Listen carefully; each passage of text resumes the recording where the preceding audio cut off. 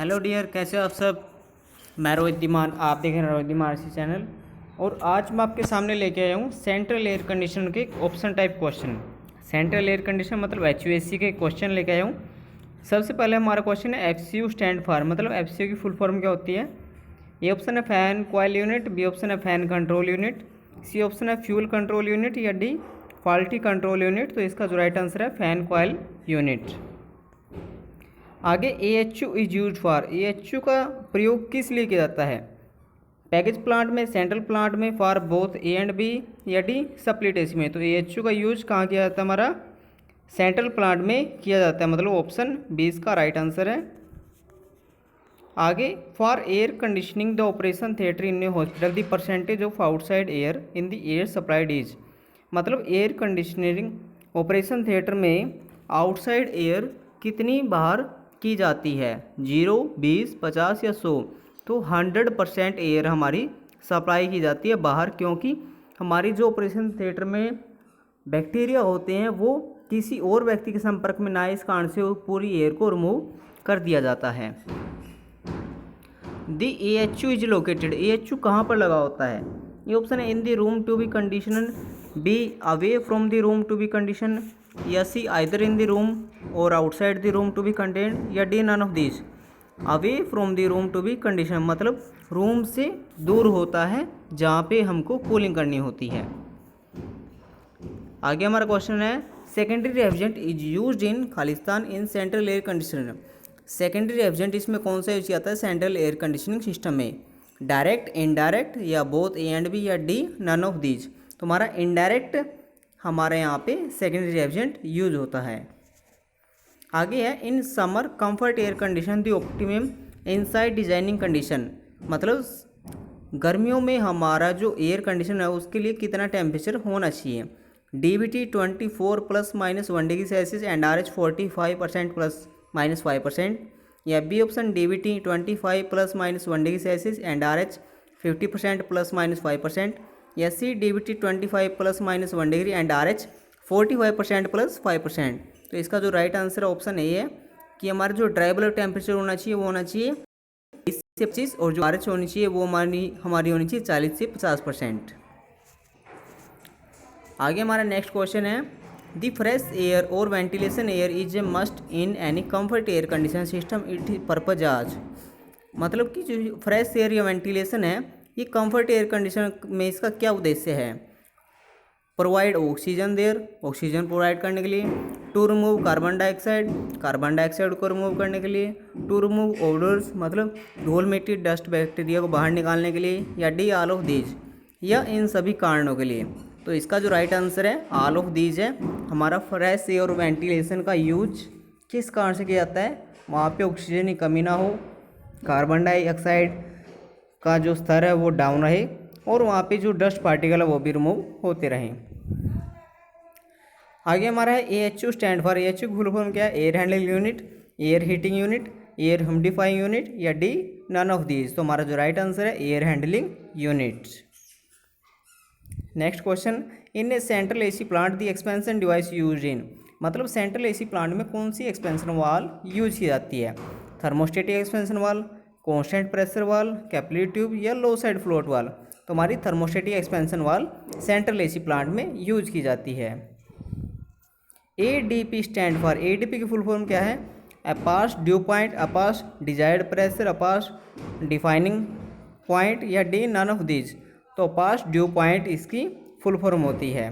हिंदी में बात करें तो उपकरण ओस बिंदु। Bypass factor of cooling coil is define as, bypass factor का जो हमारा कूलिंग कॉइल है किस प्रकार इस पर निर्भर होती है। ये ऑप्शन है air that come in contact with the coil divided by total air, B air that does not come in contact with the coil divided by the total air means air that does not come in contact with the coil, option C air that come in contact with the coil divided by total air, या D none of this. तो इसका जो right answer option C है air that come in contact by the coil divided by total air, मतलब जो हमारी air है वो कॉन्टैक्ट में आए कॉइल के जब वो क्या कर रही हो divide by total air. ADP represent, ADP किसको रिप्रेजेंट कर रहा है? कोयल प्रेशर को, कोयल टेम्परेचर को, कोयल पॉइंट, या डी नन ऑफ दीज? तो कोयल टेम्परेचर को यहाँ पे क्या कर रहा है? रिप्रेजेंट कर रहा है ADP, apparatus dew point. The central air conditioning system has Khalistan overall efficiency as compare to individual system. जो हमारा सेंट्रल एयर कंडीशनर सिस्टम है ये किसकी एफिशिएंसी को कंपेयर करता है? इंडिविजुअल सिस्टम से। सेम होता है, लोअर होता है, हाइयर, या डी नन ऑफ दीज? तो central air conditioner system has higher overall efficiency as compare to individual system. ठीक है, मतलब heat recovery wheel is also known as, heat recovery wheel को और किस नाम से जानते हैं? Enthalpy wheel, entropy wheel, recycle wheel, या डी नन ऑफ दीज? तो एंथैल्पी व्हील के नाम से जानते हैं हीट रिकवरी व्हील को। How much water flow in cooling tower required per ton in central AC air conditioning plant? मतलब cooling tower में कितना वाटर फ्लो होगा required per ton in central air conditioning plant में? 13 से 18 litre पर minute, 5 से 8 litre पर minute, 8 से 13 लीटर पर मिनट, या 18 से 25 लीटर पर मिनट? तो 13 से 18 लीटर पर मिनट इसका राइट आंसर है, ऑप्शन ए। द चिल्लर outlet temperature for air conditioning application, चिल्लर का जो आउटलेट टेम्परेचर है वो एयर कंडीशनिंग के लिए कितना होना चाहिए? 7 degree Celsius, 10 degree Celsius, 12 degree Celsius, या 15 डिग्री सेल्सियस? तो इसका जो राइट आंसर है 7 डिग्री सेल्सियस होना चाहिए। Which type of pump is use for air conditioning, air conditioning के लिए हम कौन सा पंप यूज करते हैं? सबमर्सिबल, टरबाइन, सेंट्रीफ्यूगल, या D all of the above? तो इसके लिए हम सेंट्रीफ्यूगल पंप यूज करते हैं क्योंकि इसका प्रेशर बहुत अच्छा और ज़्यादा होता है। Unitary air conditioning system has, unitary air conditioning system क्या है? Capacity below 5 ton, capacity above 5 ton to 10 ton, capacity below 15 ton, capacity above 15 ton? तो इसका जो राइट आंसर है कैपेसिटी अबव 15 टन होती है हमारी यूनिटरी एयर कंडीशनर सिस्टम की।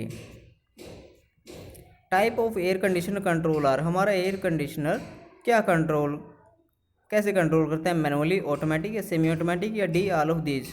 तो हमारा जो एयर कंडीशनर है ये सभी प्रकार को करता है, मैनुअल भी, ऑटोमेटिक भी, सेमी ऑटोमेटिक भी। Central AC plant capacity is higher than, central AC plant की हायर कैपेसिटी कितनी होगी? 3 TR, 5 TR, 10 TR, या 25 TR? तो 25 TR इसका राइट आंसर है। In central AC plant condenser is generally, central AC plant में condenser खास कौन सा यूज किया जाता है? Water cooled, air cooled, cooled by secondary agent, या D none of this?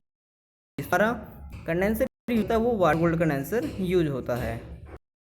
Expansion, direct expansion में air flow over evaporator, water flow over evaporator, या सी बोथ एंड बी, या डी नन ऑफ दीज? तो इसका जो right answer है water flow over एवरेटर, जो हमारा वाटर है वो फ्लो करता है एवरेटर में। Question number, in an direct expansion system the produce to be cooled? A option है come directly contact with the refrigerant flow inside the evaporator and mix with it. B option है is outside the surface the evaporator and cooled by transfer of heat to the refrigerant flow inside the evaporator. Option C is cooled by secondary refrigerant which is cooled by the refrigerant flowing inside the evaporator, या D none of this? तो इसका right answer है is cooled by secondary refrigerant which is cooled by the refrigerant flow inside the evaporator. मतलब जो हमारा secondary refrigerant है वो ठंडा किससे होता है? जो हमारा एवरेटर के अंदर प्राइमरी रेफ्रिजरेंट चला हुआ है। AHU यूज विद, AHU कहाँ पे यूज किया जाता है? पैकेज प्लांट में, सेंट्रल एसी प्लांट में, स्प्लिट एसी में, या बोथ ए एंड बी? तो सेंट्रल एसी प्लांट में AHU यूज किया जाता है। आगे हमारा लास्ट क्वेश्चन है, unitary air conditioner system are common preferred for capacity above? A option है 15 ton and around air flow is 200 meter cube per minute, या बी ऑप्शन है 10 ton and around air flow is 200 meter cube per minute. Option C 15 ton and around air flow is 2500 meter cube per minute, या 10 ton and around air flow is 2500 meter cube per minute? तो इसका right answer है 15 ton and around air flow is 200 meter cube per minute. मतलब क्या है? Unitary air conditioner system are commonly preferred for capacity above 15 ton and around air flow is 200 meter cube per minute होता है। ठीक है, तो ये थे हमारे central air conditioning question HVAC के। और मैं आशा करता हूँ आपको ये क्वेश्चन अच्छे लगेंगे, और प्लीज़ वीडियो को शेयर जरूर करें ताकि, और चैनल को जिस बच्चे ने तक सब्सक्राइब नहीं किया वो सब्सक्राइब कर लें ताकि आगे भी आपको ऐसी नॉलेज मिलती रहे। तो आप देखते रोहित कुमार साथ Rohit Kumar RC channel, and thank you for watching my video, and thank you.